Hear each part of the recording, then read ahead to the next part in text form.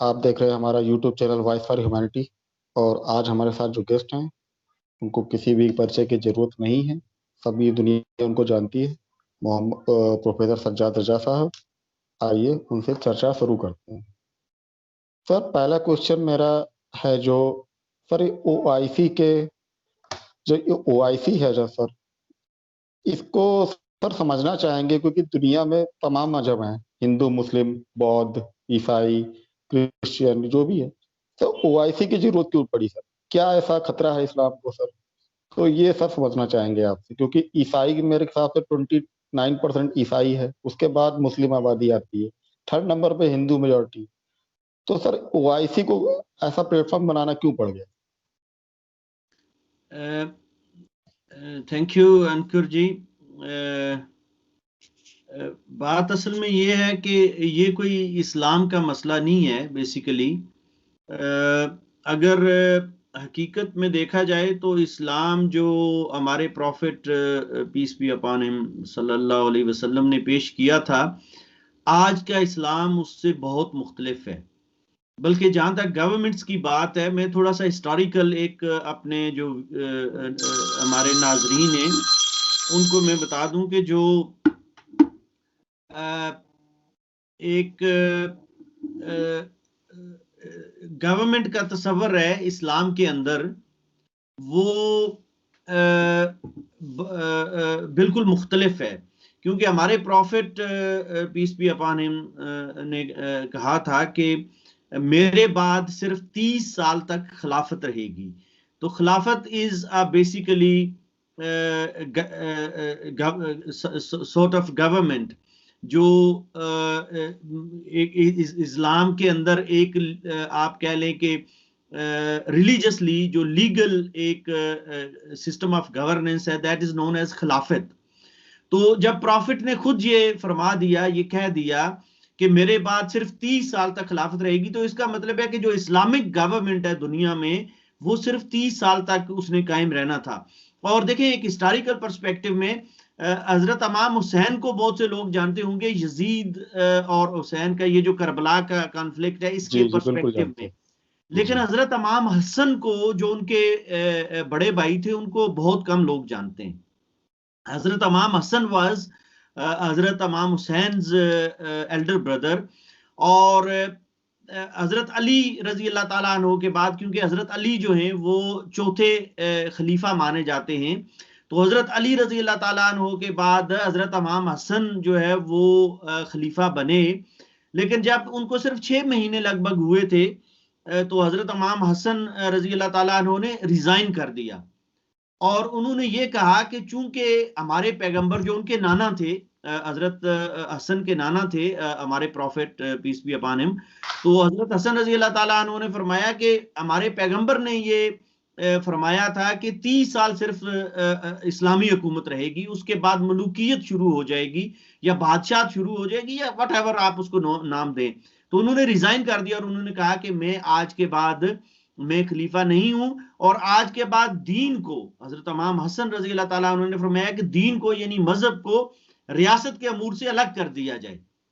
अब इस तरफ तो कोई देखता नहीं है। और उसके बाद फिर लंबी कहानी है, बाद में जो जो जो सूरत बनी। लेकिन ये है कि जो इस्लामी हुकूमत है बुनियादी तौर पे वो हजूर सल्लल्लाहु अलैहि वसल्लम के 30 साल के बाद खत्म हो गई थी, जब हजरत इमाम हसन रजी अल्लाह ताला उन्होंने रिजाइन किया था। तो उसके बाद जो भी है, देखें, वो जो इस्लाम का कॉन्सेप्ट है गवर्नेंस का, या जो रूल्स हैं, जो कवायद ज़वाबत हैं, उस पर कोई हुकूमत पूरी नहीं उतरती है। और ये सारे अब इकोनॉमिक इंटरेस्ट हैं दुनिया में, या लोगों की अपनी अपनी एक आप कह लें कि उनकी अपनी एक हुकूमत को फैलाने का एक जरिया, या अपने असर और रसूख का, अपने इख्तियार को फैलाने का एक जरिया है। फिर इस्लाम के अंदर देखें ना, प्रॉफिट हमारा एक है, कुरान हमारा एक है। तो ये बीच में जो फिर मुख्तलिफ फिरके बन गए, फिर उन फिरकों का वो एक दूसरे को, तो यहां तक है कि एक दूसरे को मुसलमान भी नहीं मानते। तो ये बहुत लंबी कहानी है। तो ओआईसी बेसिकली ये भी एक इकोनॉमिक इंटरेस्ट है जो ओआईसी बनी थी। ये मतलब देखे ना, फर्स्ट वर्ल्ड, सेकंड वर्ल्ड और थर्ड वर्ल्ड के जो कॉन्सेप्ट हैं, तो जो इस्लामी मुल्क हैं बुनियादी तौर पे वो सारे के सारे थर्ड वर्ल्ड में लाई करते हैं। जो मतलब पहले तो इस्लाम देखें, जो उस खिलाफत उस्मानिया थी, या जिसको उस्मानी एम्पायर कहा जाता है, टर्किश, तो उसमें ऑलमोस्ट वो सारा जो इस्लामिक मुस्लिम वर्ल्ड है वो सारी उन्होंने एक ही एम्पायर के नीचे रखी हुई थी। लेकिन फर्स्ट वर्ल्ड वार के बाद ये सारा जो है वो मैप चेंज हुआ, और फिर वहां पे डेमोक्रेसी आई और जो भी सिस्टम हुआ। तो कहने का मकसद यह है कि उसके बाद भारत फिर बहुत से मुल्क बने मुसलमानों के अंदर, और ये मुल्क आपस में इनके कन्फ्लिक्ट भी थे वहां पे। मतलब जो वर्ल्ड पावर्स थी उन्होंने अपने अपने इंटरेस्ट के मुताबिक फिर इनको डिवाइड भी किया, इनको आपस में लड़ाया भी, इनके अंदर इख्तलाफात भी पैदा किए। तो ये 70s में आके जो है वो चूंकि जब तेल यहाँ पे बाद में दरियाफ्त हुआ, जो पर्टिकुलरली मिडिल ईस्ट के अंदर, तो तेल की वजह से इनके पास दौलत भी बहुत आ गई मुसलमानों के पास। जो मतलब ये बेल्ट तो सारा मुसलमानों का था।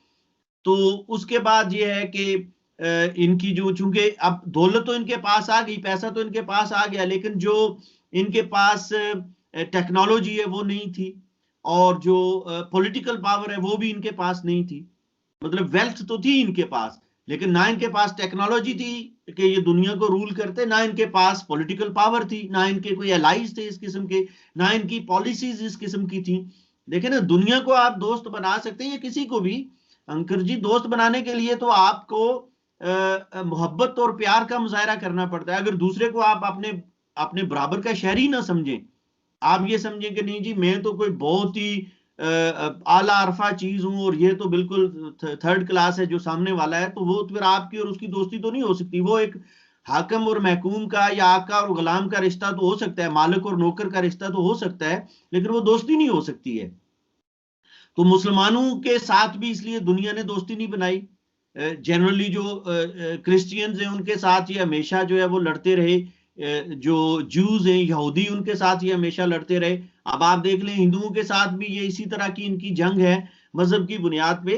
तो बाकी दुनिया जो है, पर्टिकुलरली फर्स्ट वर्ल्ड वार के बाद आप देखें कि दुनिया जो है वो अमन की तरफ वापस लौटी है, और खास तौर पे सेकंड वर्ल्ड वार के बाद। लेकिन मुसलमान जो हैं वो, इनको ये जुनून है जी कि हम पूरी दुनिया पे हुकूमत करेंगे।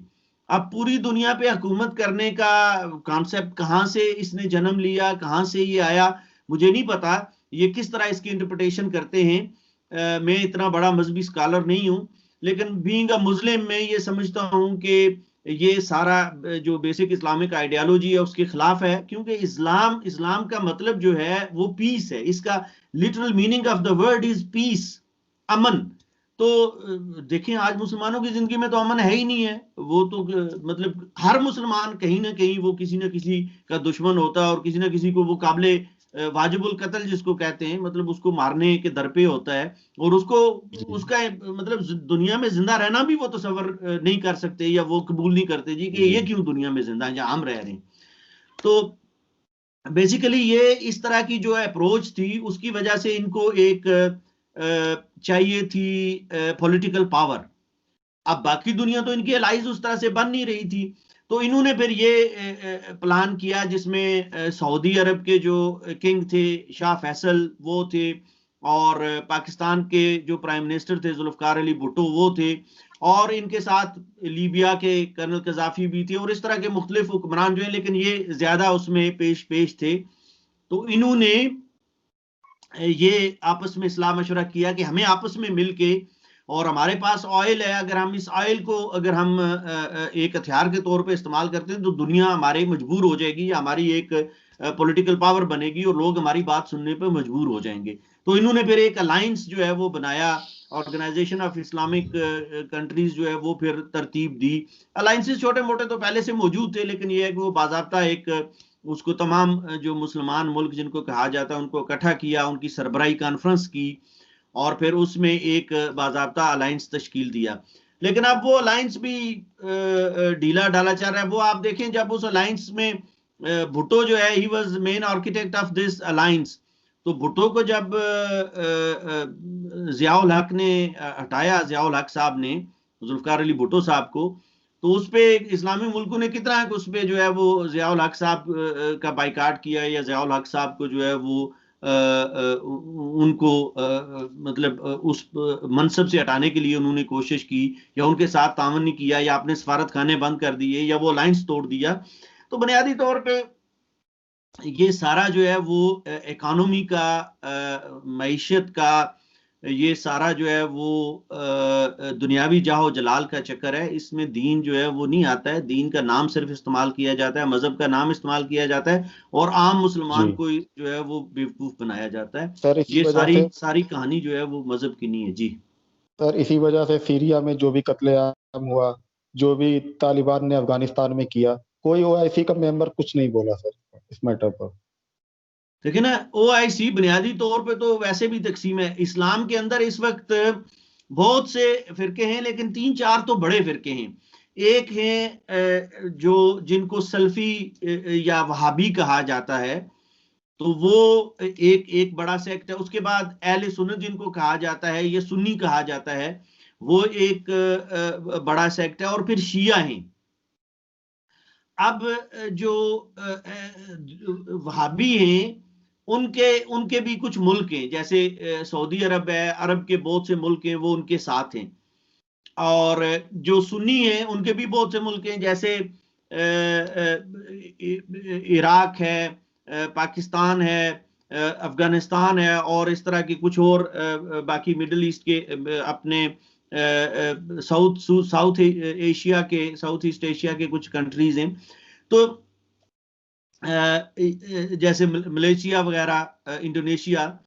तो अब इसी तरह शिया जो है, शिया जो है उनका अपना एक मुल्क है जिसको ईरान मतलब उनका मेन मुल्क है। लेकिन किसी हद तक कतर भी जो है वो, उसमें भी शिया पॉपुलेशन है, और उनकी पॉलिसीज भी। और ये देखिए आपस में सारे लड़ते रहते हैं, इनके आपस में ये किसी एक दूसरे को ये तस्लीम नहीं करते हैं कि कितना कोई भी इशू क्यों ना हो, ये ईरान जो है वो सऊदी अरब को या बाकी जो अरब कंट्रीज हैं उनको तस्लीम नहीं करता, वो इनको नहीं करते। पाकिस्तान के साथ इनके अपने इख्तलाफात हैं, और इसी तरह मिडल ईस्ट के अंदर भी। तो ये बुनियादी तौर पे ये सारी जो है वो जो तकसीम है, और जो सारी एक पोलराइजेशन है, वो इन्फ्लुएंस की है कि मजहब के नाम पे, मजहब का मतलब बड़ा, चूंकि रिलीजन एक बहुत ही एक ऐसी चीज है जिसपे किसी भी बंदे को उभारा जा सकता है। क्योंकि जो रिलीजियस लोग होते हैं वो जाहिर है अपने फेथ के लिए, तो हर बंदा, चूंकि एक राइट भी होता है, बेसिक ह्यूमन राइट है कि हर आदमी आपको अपना रिलीजन एक्सरसाइज करने का हक है। तो अगर कहीं पे इसको ये साबित कर दिया जाए जी कि आपको आपका रिलीजन या आपकी थॉट के मुताबिक जिंदगी गुजारने का मौका नहीं मिल रहा है, तो वो बंदा जाहिर है ऑब्वियसली रिएक्शन तो उसका होगा। तो इस तरह के ये मजहब के नाम पे लोगों को उभार के या उनको ब्लैकमेल करके फिर ये अपनी बुनियादी तौर पे जो दुनियावी ताकत है उसमें इजाफे की कोशिश की जाती है। अदरवाइज इसका मजहब से लेना देना मेरे नजदीक कुछ भी नहीं है। सर अभी अजरबैजान और अर्मेनिया के बीच युद्ध चल रहा है सर। तुर्की पाकिस्तान ने अपनी सेना भेज दी अजरबैजान को। अर्मेनिया के साथ कोई नहीं है सर, और रूस पीछे से बैक हैंड से थोड़ा सपोर्ट कर रहा है। तो सर ये जंग क्यों छिड़ी, इसका क्या है सर, ये थोड़ा सा समझना चाहेंगे सर आप। अच्छा, ये आर्मीनिया का और अजरबैजान का जो है ये मसला बहुत पुराना है, ये आज से नहीं है। ये जब सोवियत यूनियन हुआ करता था तो ये कॉन्फ्लिक्ट उस जमाने का है, क्योंकि सोवियत यूनियन के अंदर ही ये आर्मीनिया भी, it was part of Soviet union, और जो अजरबैजान है वो भी एक रिपब्लिक, वो भी सोवियत यूनियन का हिस्सा था। तो इनका एक इलाका है निगोर्नो कारबाख उसको कहते हैं। वो असल में वो बुनियादी तौर पे मुतनाज़ा है, और वो तनाज़ा है अजरबैजान और आर्मीनिया के दरमियान, और वो सोवियत यूनियन के दौर में भी था। वहां पे जो पॉपुलेशन है वो कुछ टर्किश हैं और क्रिश्चियंस हैं, आर्मीनियन। और वो जबान जो है वो सारी जो आर्मीनिया की जुबान है वो बोलते हैं, या उनका कल्चर, उनकी सकाफत, उनके रिश्ते जो है वो आर्मीनिया के साथ ज्यादा मिलते हैं। वो जो नगोर्नो कारबाख लगभग 2000 स्क्वायर माइल्स है, इससे भी कम है, बल्कि 1800 इस तरह कुछ है। वेर एज वो geographically it was part of Azerbaijan. तो वो इस पे बल्कि एक दफा रिफरेंडम भी हुआ था और उसमें उन सारे लोगों ने वोट आर्मीनिया को दिए थे, मतलब मेजॉरिटी जो है उन्होंने कहा था कि हम आर्मीनिया के साथ रहना चाहते हैं, लेकिन administratively they have been part of Azerbaijan, वो आजरबाईजान के साथ रहना नहीं चाहते। अब वोट भी उन्होंने दिया और उन्होंने इलेक्शन जब वो रेफरेंडम हुआ उन्होंने कहा जी हम आर्मीनिया के साथ रहना चाहते हैं। अब आजरबाईजान इसकी इजाजत नहीं देता, आजरबाईजान कहता है जी कि नहीं ये इलाका मेरा है और ये मेरे साथ रहना चाहिए। तो ये बुनियादी तौर पे उनके दरमियान आप कह लें कि एक सरहदी तनाजा है आर्मीनिया और आजरबाईजान के दरमियान, इसमें मजहब का कोई अमल दखल नहीं है। और बाकी जो लोग हैं, बाकी जो वर्ल्ड पावर्स हैं, वो हर कोई अपने अपने हिसाब से अपने अपने नेशनल इंटरेस्ट के मुताबिक एक दूसरे को सपोर्ट करते हैं। अब सेना तो बाज़ाब्ता मेरे ख्याल में जहां तक मेरी मालूमात है बाज़ाब्ता तौर पे टर्की या पाकिस्तान की सेना नहीं गई है, लेकिन जो हमारे पास गैर जानबदार जो जराए से जो न्यूज़ हैं वो ये हैं कि सीरिया से इन्होंने रिक्रूटमेंट की है जो आजरबाईजान के लिए, और वाया टर्की जो है वो उनको भेजा गया है आजरबाईजान का यूनिफॉर्म उनको पहना के। लेकिन वो जिहादी जो हैं बुनियादी तौर पे, या आप कह लें कि जो रेडिकल लोग हैं जो मजहब का नाम लेके अल्लाह अकबर कह के दूसरे की गर्दन उड़ा देंगे, इस तरह की एक सोच जो दुनिया में पाई जाती है, वो उस किस्म के लोग हैं। उनको हम बुनियादी तौर पे एक टर्म दुनिया ने उसको दे दिया जहादी, हालांकि वो जहादी नहीं होते, वो उसको हम अपनी जबान में फसादी कहते हैं। क्योंकि जहाद का कॉन्सेप्ट जो है ये, अगर आज के प्रोग्राम में वक्त हो तो मैं इसमें भी बात करूंगा कि जहाद का बेसिकली कॉन्सेप्ट कुरानिक कॉन्सेप्ट और इस्लामिक कॉन्सेप्ट क्या है। लेकिन ये आज के हमारे जो रिलीजियस क्लैरिक्स हैं, जो मौलवी साहिबान हैं, उन्होंने ये एक तनाज़ा, एक फसाद पैदा कर दिया दुनिया में। तो वो जो रेडिकल लोग हैं या एक्सट्रीमिस्ट आप कह लें या मिलिटेंट कह लें या उनको जो भी नाम आप दे लें, वो उनको ये उनकी ब्रेन वॉशिंग शुरू से बचपन से इस तरह से की जाती है। एक बच्चा है जब देखें 3-4 साल से, अगर उसको आप उसकी अपब्रिंगिंग इस तरह करेंगे कि भाई आपने अल्लाह के लिए, आपने दीन के लिए, इस दुनिया का तो मकसद ही कोई नहीं है, हर चीज जो है हेयर आफ्टर जो लाइफ है वो है, ये दुनिया तो बस एक इम्तहान है, आजमाइश है, गुजर जाना है, और अगर आप जब मारे जाएंगे अल्लाह के लिए, दीन के लिए, इस्लाम के लिए, तो वहां आप जन्नतुल फिरदौस में जाएंगे, जन्नत में आपको ये मिलेगा, वहां हूरें मिलेंगी, ये होगा वो। तो इस तरह से वो ब्रेन वॉशिंग, बच्चों को और कोई चीज उनको सिखाई पढ़ाई नहीं जाती है। तो वो बच्चे जो हैं वो जब बड़े हो जाते हैं तो ऑब्वियसली वो फिर उनका एक मिशन, एक मकसद होता है जी कि हमने सिर्फ इस्लाम के लिए करना है जो भी। और वो कहते हैं जी कि अगर आप जितने ज्यादा नॉन मुस्लिम्स को मारेंगे उतने ज्यादा आपके दर्जात बुलंद होंगे। तो मतलब ये उनका एक इस तरह से उनकी अपब्रिंगिंग होती है। तो ऐसे लोगों को जो है वो भेजा गया है आजरबाईजान के लिए लड़ने के लिए, और टर्की तो ओपन सपोर्ट कर रहा है आजरबाईजान की। और पाकिस्तान और टर्की का इस ज़मन में इस हवाले से जो है वो अलायंस भी सबके सामने है। बहुत सी इश्यूज पे आजकल टर्की और पाकिस्तान एक दूसरे के करीब हैं। टर्की के अपने नेशनल इंटरेस्ट हैं, अपने इश्यूज हैं टर्की के। जो फर्स्ट वर्ल्ड वार के बाद जो एग्रीमेंट हुआ था उसको ये जो कौन सा एग्रीमेंट कहते हैं, ये स्विट्जरलैंड का एक शहर है जिनीवा के साथ, मेरे जहन से इस वक्त निकल गया है, वो एग्रीमेंट जहां पे हुआ था इनका जो ऑटोमन एम्पायर थी उसको जब खत्म किया गया, तो अब वो एग्रीमेंट भी खत्म हो रहा है जो अमेरिका वगैरह के साथ उस वक्त इनका हुआ था। तो उसके बाद टर्की ये सोच रहा है, क्योंकि टर्की मोस्ट एडवांस्ड कंट्री है इस्लामी दुनिया में, वन ऑफ द मोस्ट, मतलब आप कह लें कि मलेशिया के साथ टर्की जो है। लेकिन टर्की के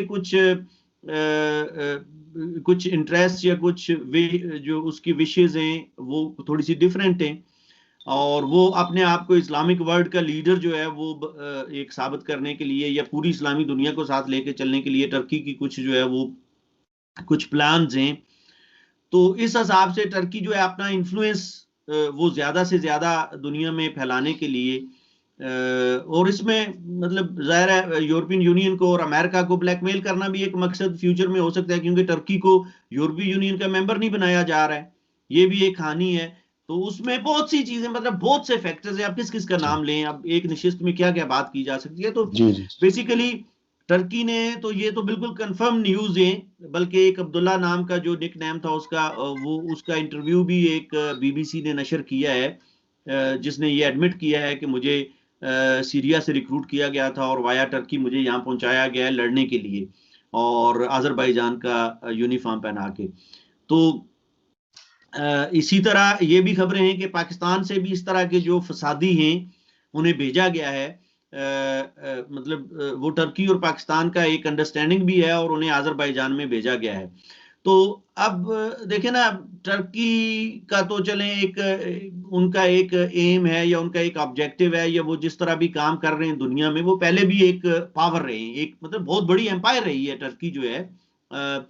और आपको पता है बैजेंटाइन जो एम्पायर थी उसको उन्होंने गिराया, और फिर ये कॉन्स्टेंटिनोपल जो होता था, कुस्तुनतुनिया, जिसको बाद में ये इस्तांबुल बनाया। तो ये बहुत बड़ी मतलब उनकी और मंगोलों की और ये जंगें जो हैं वो कई 100 साल तक ये मतलब सिलसिला चलता रहा।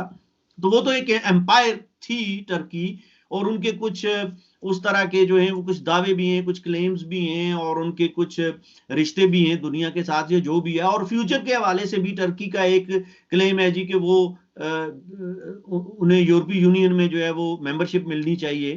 तो उनका तो एक कहानी है, कोई चले कुछ ना कुछ। अब वो ये ना 3 में ना 13 में हमारे जो पड़ोसी हैं पाकिस्तानी, इनका तो ये किसी खाते में आते ही नहीं है ना। तो ये भी मतलब वो उंगली कटवा के तो शहीदों में शामिल होने वाली बात है कि अपने घर में तो खाने के लिए कुछ नहीं है, और जाके शरारतें देखे कहां कहां पे कर रहे हैं। तो बेसिकली ये पाकिस्तान की जो पॉलिटिकल गवर्नमेंट्स हैं वो कुछ नहीं करती हैं। जो मेरा एक्सपीरियंस है, मैं वहां पे रहा भी हूं, मैंने पढ़ा भी है। तो पाकिस्तान की पॉलिटिकल गवर्नमेंट्स का ना ये एजेंडा है ना वो ये करते हैं, ये सारा पाकिस्तान की जो आर्मी है बेसिकली वो करती है।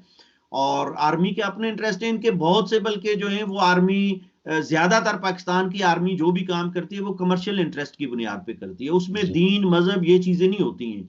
बल्कि ये तो दुनिया में वेस्टर्न वर्ल्ड में तो ये कहा जाता है जी कि कहीं भी आपको मर्सनरीज चाहिए, वो किराए की आर्मी चाहिए, तो वो पाकिस्तान से आप ले आए, पाकिस्तान की आर्मी को कोई भी आप ठेका दे दें।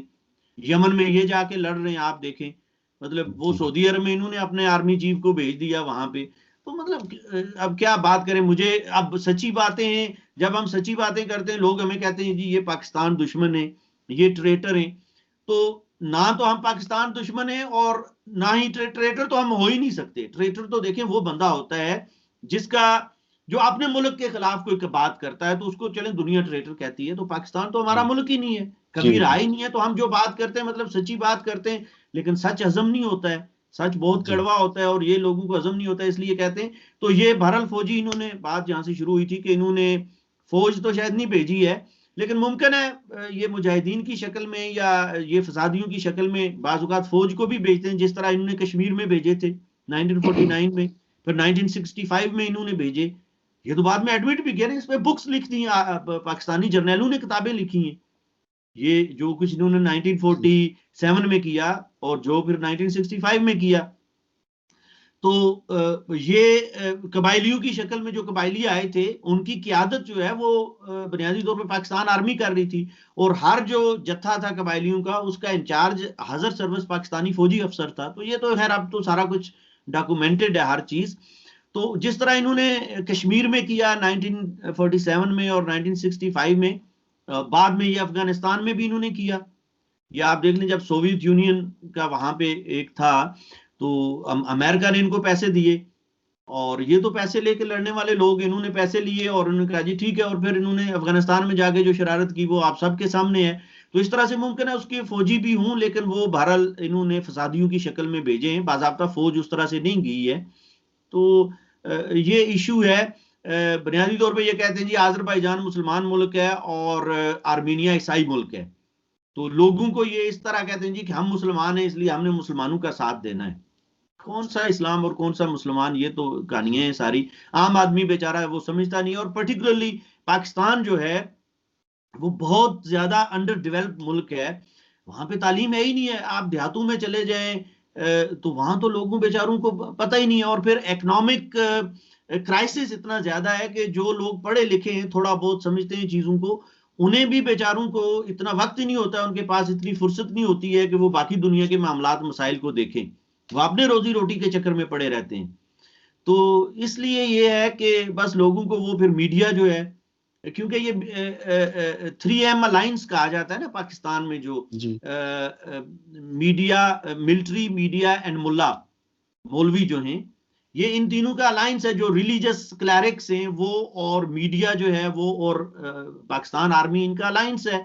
मतलब अलायंस आप क्या क्या कह लें कि चूंकि पाकिस्तान एक एम्पायर है बेसिकली पाकिस्तानी आर्मी की, वो मुल्क पाकिस्तान आर्मी का है, तो उन्होंने फिर मीडिया को और साथ मजहब का ये चूरन बेचने के लिए साथ मौलवियों को भी रखा हुआ है, और ये तीनों मिलके जो है वो अवाम को गुमराह करते हैं। तो ये लोगों को ये गोली देते हैं जी कि अजरबैजान वाले मुसलमान हैं, तो हम जिहाद के लिए, मतलब जहां भी दुनिया में कहीं मुसलमान और गैर मुस्लिम, जिसको ये काफिर कहते हैं, कि मुसलमान और काफिर की कहीं भी जंग है तो हमने, हमारा फर्ज है कि हम मुसलमान का जाके साथ दें।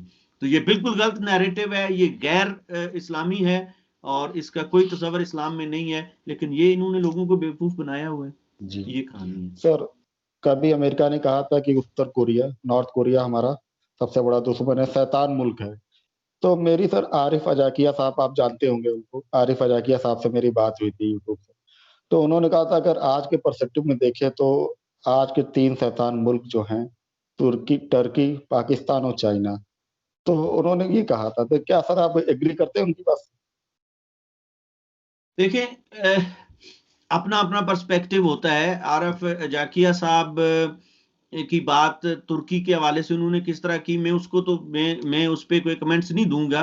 जी लेकिन जो पाकिस्तान और चीन के बारे में जो उन्होंने बात की, उसमें मैं, मतलब शैतान का लफ्ज तो शायद बहुत सख्त उन्होंने इस्तेमाल कर दिया। जी जी जी मैं इतने सख्त अल्फाज इस्तेमाल नहीं करूंगा, लेकिन मैं ये समझता हूं कि जो इंटरनेशनल पीस है, और जो प्रॉस्पेरिटी है, और जो इंटरनेशनल आप कह लें कि ग्लोबल कोऑपरेशन है, वो पाकिस्तान और चाइना की वजह से उसका तवाजन काफी खराब हो रहा है, और पाकिस्तान और चाइना उसमें बहुत से मसाइल पैदा कर रहे हैं।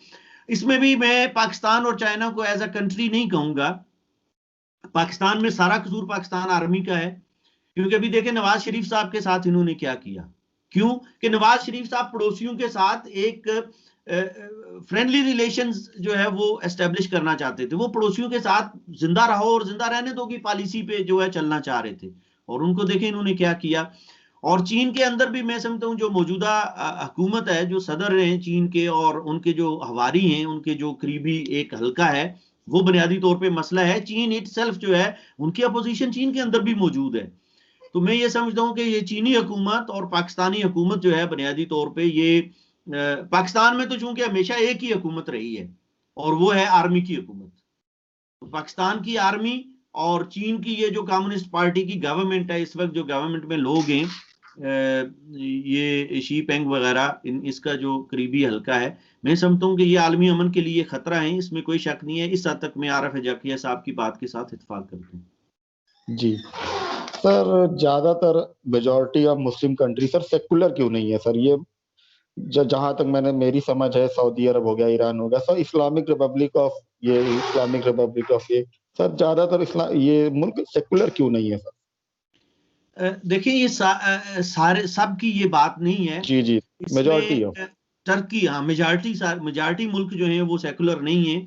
और उसकी वजह ये है कि वहां पे जो रूलिंग रूलिंग एलीट है, जो रूलिंग क्लास है, वो अपनी अजारादारी या अपनी हुकूमत जो है, या अपनी पावर, अपना इक्तदार बरकरार रखना चाहती है, और उसके लिए इस्लाम को एक टूल के तौर पे इस्तेमाल करती है, और लोगों को आपस में लड़ाते हैं।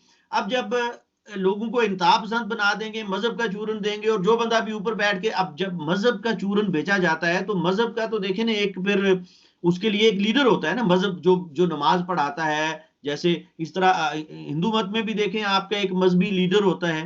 इसी तरह क्रिश्चियनिटी में, दुनिया के हर मजहब में एक एक लीडर होता है, जो मजहब का सरमन देता है, जो जो खुतबा देता है, या जो मजहबी मामलात लोगों को समझाता है। क्योंकि आम आदमी की तो मजहब तक उतनी उतनी समझ भी नहीं होती है, उतनी मालूमात भी नहीं होती है, रसाई भी नहीं होती है चीजों तक। तो वो मौलवी साहब को, एक मौलवी साहब जो भी कहेंगे, उसके पीछे हजारों लोग चल पड़ेंगे। तो इसलिए ये बुनियादी तौर पे अपना इक्तदार को कायम करने के लिए मजहब की फक्की जो है वो बेचते हैं, और लोगों को तकसीम करते हैं। लेकिन सारे मुसलमान मुल्क जो हैं वो नॉन सेकुलर नहीं है। अब आप देखें टर्की जो है वो, टर्की सेकुलर मुल्क है, इसी तरह मलेशिया जो है वो सेकुलर मुल्क है। तो जैसे जैसे मुल्क तरक्की, ये आप दोनों तरक्की याफ्ता मुल्क भी हैं मुसलमानों के अंदर, तो जैसे जैसे मुल्क तरक्की करते हैं तो वो फिर खुद उनको सेकुलर बनना पड़ता है। अभी लेकिन आप सर देख लें टर्की की पिछले, जैसे जो टर्की कर रहा है सर, अभी उसने एक चर्च को तोड़ दिया, उसको मस्जिद बना दिया, तो उसकी सर वर्किंग से तो नहीं लगता कि सर वो सेकुलर वाला वर्क कर रहा है। बिल्कुल आपकी बात दुरुस्त है। असल में टर्की ये जो मौजूदा गवर्नमेंट है, इसकी भी बहुत ज्यादा जो है वो अपोजिशन मौजूद है। बल्कि मैं पिछले दिनों टर्की गया था, तो वहां पे मेरी टर्किश दोस्त है, उनसे बात हो रही थी, तो मैंने कहा इसके ये तैयब रजब जो प्रेसिडेंट हैं टर्की के, उनके बारे में तो उन्होंने, उनसे मैंने पूछा, तो उन्होंने कहा कि जी ये तो बस ऐसे ही है, ये हमारा बेड़ा गर्क कर रहा है ये बंदा। तो मैंने देखा है कि मेजॉरिटी लोग जो हैं वो पसंद नहीं करते हैं। अब ये वहां पे किस तरह का इन्होंने एक इलेक्टोरल सिस्टम बनाया हुआ है, किस तरह ये इलेक्ट होके आ जाते हैं, क्या होता है, ये तो बहरहाल मुझे, मैंने कभी उसको deeply, because I am not an expert of Turkish affairs, लेकिन जहां तक पब्लिक की बात है वो मैंने देखा है कि मैंने, I have visited quite a few times, I visited Turkey, तो वो मैंने देखा है कि टर्की में लोग जो हैं, आम आदमी जो है वो सेकुलर है। वो आम आदमी जो है ना वो इंतहा पसंद नहीं है, और वो दूसरे को वो लोग कबूल भी करते हैं, और उनका उनकी मजहबी जो रवादारी है वो बहुत ज्यादा है पाकिस्तान की निस्बत या बाकी मुल्कों की निस्बत। देखें जहां भी टूरिज्म, दूसरे लफ्जों में आप देखें कि जिन जिन मुल्कों में टूरिज्म होगा वो सेकुलर होंगे, वहां उनकी जी अपब्रिंगिंग भी इस तरह की जाती है, और वो लोग समझते भी हैं जी कि ये टूरिज्म की वजह से हमारी रोजी रोटी भी चलती है और हमारा मुल्क भी तरक्की करता है। तो वो एक पूरा एक साइकिल है, cycle of events, chain of events जो है वो होता है। तो जो मुल्क है, अब पाकिस्तान देखें, पाकिस्तान जब तक थोड़ा बहुत सेकुलर रहा, मोहम्मद अली जना साहब ने तो यही कहा था कि पाकिस्तान जो है वो सेकुलर मुल्क होगा। फिर मोहम्मद अली जना साहब के साथ आप देख लें उनके साथ क्या हुआ, इन्होंने क्या किया। तो अब पाकिस्तान जो है वो उसका बेड़ा, ये इन्होंने मजहब के नाम पे उसका बेड़ा गर्क किया। खास तौर पे जब एक्सक्यूज मी, ये जियाउल हक साहब आए, तो जियाउल हक साहब ने तो बिल्कुल बेड़ा ही गर्क, आज का पाकिस्तान जो जो भी तबाह और बर्बाद हुआ है, ये जियाउल हक साहब की वजह से हुआ है। जी बिल्कुल बिल्कुल। उससे पहले अयूब साहब भी मार्शल लॉ उनका भी रहा था, लेकिन अयूब साहब इतने ज्यादा रिजिड, उन्होंने कम से कम इस्लाम की फकी नहीं बेची थी। उन्होंने जो है डेवलपमेंट की और करप्शन की वो बातें की, डेवलपमेंट पर्टिकुलरली और स्टेबिलिटी की बात उन्होंने वो चूरन बेचा था। लेकिन ये जिया साहब तो कलमा पढ़ के और कुरान की आयतें पढ़ के बैठे थे, और फिर देख लें उन्हें जला के तो मार के हटाया गया, वरना वो जाने वाले नहीं थे। उन्होंने कहा जी जब तक ये दुनिया है बस मैं ही हूं अब यहाँ अमीरुल मोमिनीन। तो उन्होंने बेड़ा गर्क किया, वो पैसे लिए उन्होंने अमेरिका से और यूरोपियन जो ताकतें थी सोवियत यूनियन के साथ लड़ने के लिए अफगानिस्तान में। और अफगानिस्तान में उन्होंने जो जंग वहां पे लड़ी, वो नजीबुल्ला, डॉक्टर नजीबुल्ला साहब ने कहा था इन्हें कि ये जो आज आप आग यहाँ लगा रहे हैं ये खुद इसमें जलेंगे। तो वो आप देख लें, वो तालिबान जब उनको कोई और उनका मिशन उनको कोई नहीं होता है, वो इधर सीधे हो जाते हैं इनकी तरफ, क्योंकि वो इन्होंने पाल रखे हैं ना। अब उनको कोई ना कोई मतलब एक्टिविटी करने के लिए चाहिए। अभी कश्मीर की तरफ उनको भेजते हैं, अब कश्मीर में जब यहां से इनको जूते पड़ते हैं, अब यहाँ पे थोड़ा सा जो है वो मसला इनका ठंडा पड़ा है, तो अब इनको कोई ना कोई महाज चाहिए उनको एंगेज रखने के लिए।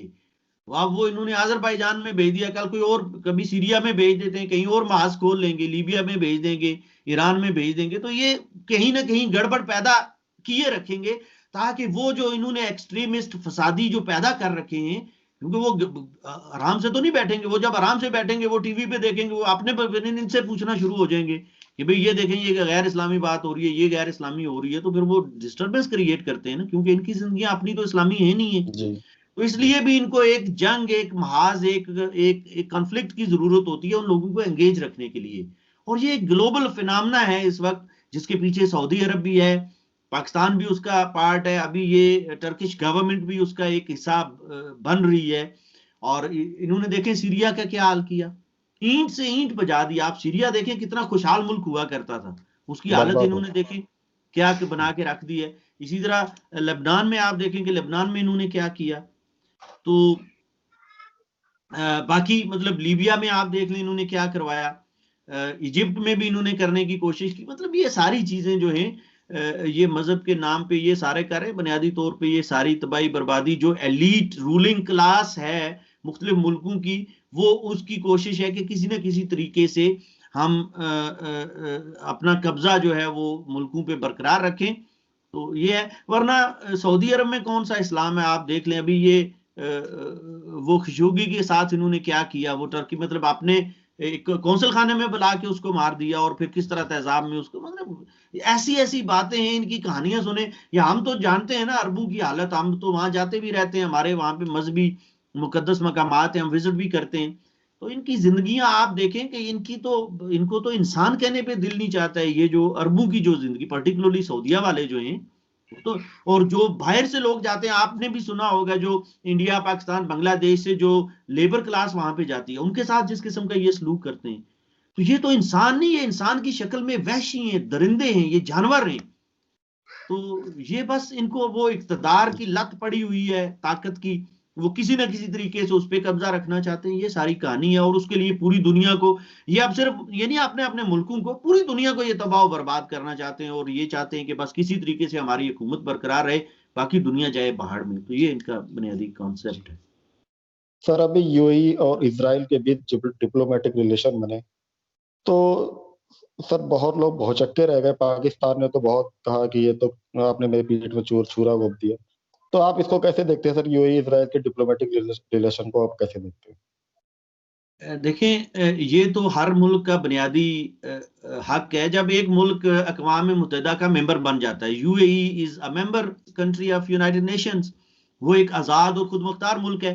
पूरी दुनिया ने आज क्या है, आज के दौर में अक़वाम मुत्तहिदा आप कह लें कि एक ग्लोबल अथॉरिटी है, या एक लेजिटिमेसी है कि अक़वाम मुत्तहिदा के जरिए जो भी काम होता है उसकी एक लीगल एक पोजीशन दुनिया उसको जनरली तस्लीम करती है। तो यूएई एक मुल्क है, आलमी बरादरी में एक आज़ाद और खुद मुख्तार मुल्क है। तो उनको ये पूरा हक हासिल है कि वो अपने इंटरेस्ट के मुताबिक वो जो चाहें वो करें। तो उन्होंने मुनासिब समझा इसराइल के साथ तल्कात, तो उन्होंने इसराइल के साथ तल्कात कायम कर ली। इसमें पाकिस्तान का मुझे नहीं पता कि पाकिस्तान की क्या प्रॉब्लम है। और हम तो अक्सर बल्कि ये बात करते हैं कि पाकिस्तान को इसराइल से मसला क्या है। जी आज तक देखे ना पाकिस्तान, मतलब वो अरब जो हैं उनको इतना मसला नहीं। बेसिक कॉन्फ्लिक्ट तो अरबों का और इसराइल का था, तो या जी जूस का और आप कह लें कि अरबों का। तो वो अरब तो सारे जूस के साथ या इसराइल के साथ अब राजी हो गए, या राजी हो रहे हैं रफ्ता रफ्ता, और कब से राजी हुए भी हुए हैं। अब पाकिस्तान जो है वो बुनियादी मसला ये ना कि पाकिस्तान को अपनी अवाम को कहीं ना कहीं उलझा के रखने के लिए अपनी अवाम के जो मसाइल हैं पाकिस्तान में, आपको शायद अंदाजा नहीं है कि पाकिस्तान में रोटी कपड़े और मकान का कितना बड़ा मसला है, तालीम का, सेहत का कितना बड़ा मसला है।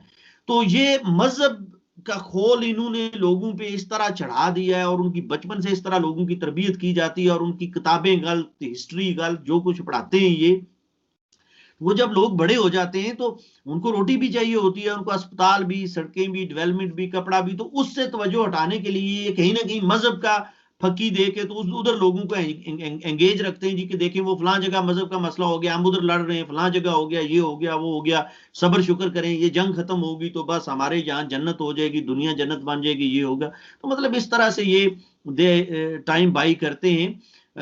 बिल्कुल मैं जाती तौर पे, this is my personal opinion, मैं समझता हूं कि यूएई ने बिल्कुल ठीक किया है। और सब दुनिया के जितने भी देखें यूनाइटेड नेशन के जितने भी मेंबर कंट्रीज हैं, सबको एक दूसरे के साथ दोस्ताना मरासम होने चाहिए, मिलजुल के रहना चाहिए, और बजाय ये जंगें जो हैं ये खत्म होनी चाहिए, क्योंकि जंगों से अंकुर जी कभी भी मसले हल नहीं होते। कोई जी भी आप दुनिया का मसला देख लें कि कोई मसला जंग से हल हुआ है। थोड़ी सी एक्सेप्शन वो वर्ल्ड वार को लोग कहते हैं जी कि वहां पे बिल्कुल जो उन्होंने स्क्वीज इन कर दिया, तो उसके बाद वो हिटलर माना या जो भी हुआ। लेकिन बात जब भी फिर आप करते हैं वो बैठ के ही करते हैं। पाकिस्तान और इंडिया की आप देखें कितनी जंगें हुई हैं, तो वहां भी मसला जो है वो बैठ के ही हल किया गया है। तो जंगों से मसले हल नहीं होते, जंगों से तबाही होती है, मुल्क जो है अवाम पसमानदगी का शिकार होते हैं, जो इंफ्रास्ट्रक्चर है वो तबाह हो जाता है। और ये जो मल्टीनेशनल कंपनीज हैं उनके भी कुछ इंटरेस्ट होते हैं, जिन्होंने सीमेंट बेचना होता है, जिन्होंने सरिया बेचना होता है, या जिन्होंने अपनी मतलब कंपनीज ने फिर उसको कंस्ट्रक्शन करनी होती है, तो उनको भी तो काम चाहिए होता है, तो वो खुद ही तबाह करते हैं, फिर खुद बनाते हैं। और ये मतलब वो भी एक कहानी है। लेकिन बात बहुत दूर निकल गई, यूएई ने बिल्कुल ठीक किया है, और इसमें मैं समझता हूँ पाकिस्तानी अवाम से मैं अपील करूंगा कि वो जी ये जो पाकिस्तानी हुकूमत है और पाकिस्तान की पर्टिकुलरली जो फौजी एस्टेब्लिशमेंट है, इसके चुंगल से आप बाहर निकलें। बाकी देखें, अब इंफॉर्मेशन टेक्नोलॉजी का जमाना है, दुनिया कहाँ चली गई है, तो जी ये उसके हसार से बाहर निकलें, उसके चक्कर से बाहर निकलें, और दुनिया को अमन का पैगाम दें, अपना इमेज बेहतर बनाएं। आज पाकिस्तान, एक पाकिस्तानी शहरी अपना पासपोर्ट लेके कहीं भी चला जाए, लोग उसको दहशतगर्द समझते हैं, उससे नफरत करते हैं।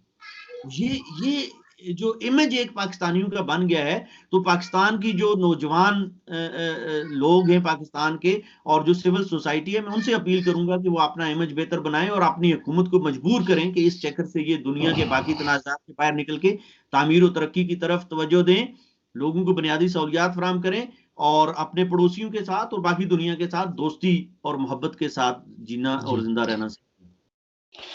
सर, एक मेरा लास्ट क्वेश्चन है सर। आप यूके में रहते हैं सर, और लंदन के जो मेयर हैं सर, मिस्टर सादिक खान जी सर, हाँ। उनके बारे में हमारे यहाँ तो मीडिया रिपोर्ट में बहुत कुछ लिखा जाता है कि वो पाकिस्तान का एजेंडा चलाते हैं वहां पर।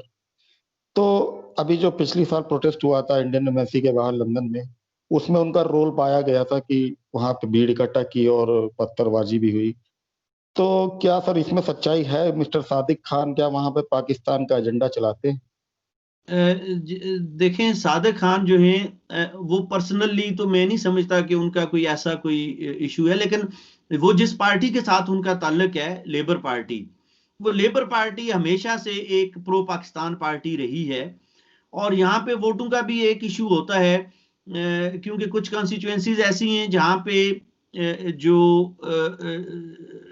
ये हमारे पाकिस्तान के तो नहीं है, ये हमारे पीओजेके के लोग हैं जी बेसिकली जी जी यहाँ जी। पे। देर ओवर 1.2 मिलियन जो यहाँ पे रहते हैं, तो उनका वोट, आप कह लें कि उनका वोट जो है वो जिस तरफ भी जाता है वो मतलब वहां पे इलेक्शन रिजल्ट चेंज कर सकता है।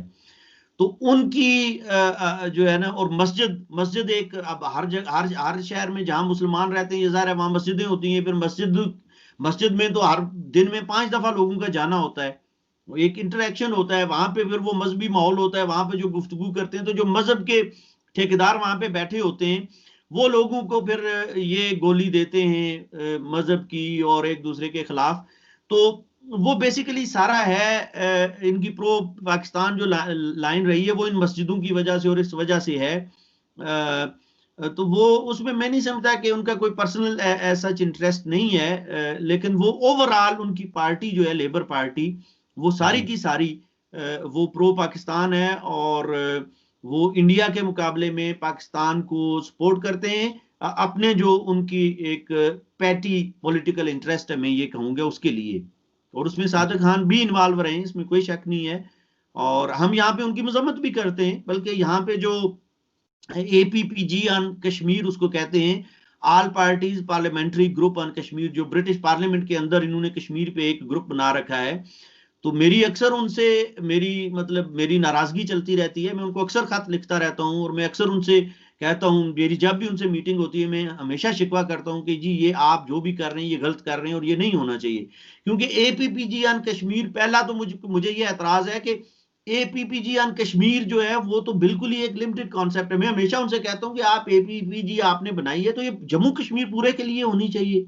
इसमें जी जम्मू में भी देखें कि क्या हो रहा है, लद्दाख में देखें क्या हो रहा है, पीओजेके जिसको ये नाम निहाद आजाद कश्मीर कहा जाता है, इसमें देखें क्या हो रहा है, और उसके अलावा गिलगित बल्तिस्तान में क्या हो रहा है, उसका तो ये नाम तक नहीं लेते हैं। तो मेरी अक्सर इनसे वो रहती है, लेकिन वो चूंकि लेबर पार्टी, मेजॉरिटी जो है लेबर पार्टी की, वो इन इन इन वोटों के चक्कर में वो इनकी सपोर्ट करती है मस्जिदों की वजह से।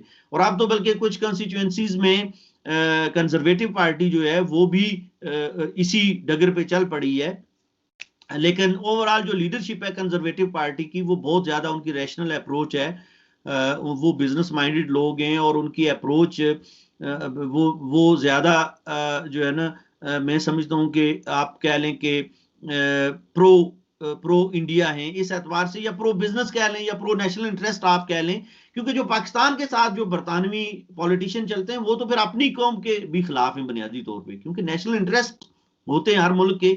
अब देखें, अगर कंप्यूटर ही फर्ज करें, डेल, ये हमारा यहाँ पे कंप्यूटर जो ब्रिटिश एक जी ट्रेडमार्क है, डेल कंप्यूटर बनाते हैं ये, या रेंज रोवर या लैंड रोवर बनाते हैं। तो देखें, अगर हम इंडिया में वो बेचना शुरू करें, तो इंडिया में 1 अरब 35 करोड़ लोग रहते हैं, तो वहां हमारी कितनी लैंड रोवर्स बिकेंगी? और वही लैंड रोवर अगर हम पाकिस्तान में मार्केट बनाएं तो वो कितनी बिकेगी? टोटल आपके उत्तर प्रदेश जितना तो पूरा पाकिस्तान है। उत्तर प्रदेश की आबादी 22 करोड़ से ज्यादा है ना, जी जी पाकिस्तान की आबादी भी 22 करोड़ है, तो वो पूरा मुल्क एक आपके सूबे, आपका वो जो चीफ मिनिस्टर जिसको चलाता है उसके लिए इन्होंने पूरी आर्मी रखी हुई है और पता नहीं क्या क्या, ये पूरा पाकिस्तान बनाया हुआ है, इतना बड़ा होवा बना के रखा हुआ है। तो देखिए ना, नेशनल इंटरेस्ट दुनिया में जहां भी आप जाएंगे, जो भी एक बिजनेस माइंडेड बंदा होगा, या कोई कंपनी होगी, कोई गवर्नमेंट होगी, वो तो जाहिर है पाकिस्तान को किसी सूरत में भी भारत के मुकाबले में फोकियत या अहमियत या तरजीह नहीं देगी। तो ये लेबर पार्टी की, हम समझते हैं कि लेबर पार्टी की अपनी पॉलिसी ये बुनियादी तौर पे हमारे खिलाफ है, हमारे मीन्स के हमारे जी जो हम बरतानवी शहरी हैं, ये जी हमारे अपने जो नेशनल इंटरेस्ट है उसके खिलाफ भी है, और इसी वजह से इनको इतनी बड़ी शिकस्त भी रिसेंटली जो हुई थी, ये जी बोरिस जॉनसन ने ये जो इलेक्शन में। तो ये है कि इसमें हम समझते हैं कि ये बिल्कुल गलत पॉलिसी है, और हम इसमें पूरी कोशिश कर रहे हैं। मैं, आप शायद अगर मुझे फॉलो करें तो अक्सर आप देखेंगे मैं लेटर्स भी लिखता हूँ, मेरी उनके साथ मीटिंग्स भी होती हैं। अभी तो ये कोविड की वजह से पिछले 7-8 महीने से सारा कुछ ठप हो गया है, वरना हम फ्रीक्वेंट विजिट्स भी करते हैं ब्रिटिश पार्लियामेंट में, वहां उनके पास भी जाते हैं, उनको समझाते हैं कि जी जम्मू कश्मीर का मसला क्या है, ये कोई कश्मीर का इशू नहीं है, ये एक रियासत है, और उसका किस तरह से उस पर पाकिस्तान ने कब्जा किया, क्या हुआ, और वहां पे क्या हालात हैं। तो इस पे बात चलती रहती है, और हम अपनी उस पर कोशिश करते हैं। जी लेकिन सादिक खान हूं या लेबर पार्टियों को भी हम समझते हैं कि ये उनकी बिल्कुल गलत पॉलिसी है, और ये पॉलिसी बरतानिया के मुफाद में नहीं है। जो हमारा ग्रेट ब्रिटेन का अपना नेशनल इंटरेस्ट है, ये उसके अगेंस्ट है, और हम कोशिश यही करते हैं कि इसको लोगों को ये समझाएं।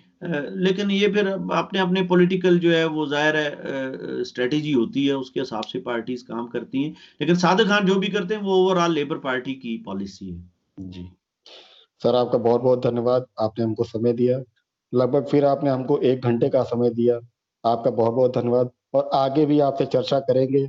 आपको आपको सुनते मुझे बहुत खुशी होती है, आप जिस जैसे बात रखते हैं। तो हमारे व्यूअर्स भी का फीडबैक भी बहुत अच्छा आया था। तो आगे भी आपसे रब्ता रहेगा, आपसे बात होती रहेगी। और आपका बहुत बहुत धन्यवाद सर। बहुत शुक्रिया, आप बहुत शुक्रिया जी, थैंक यू।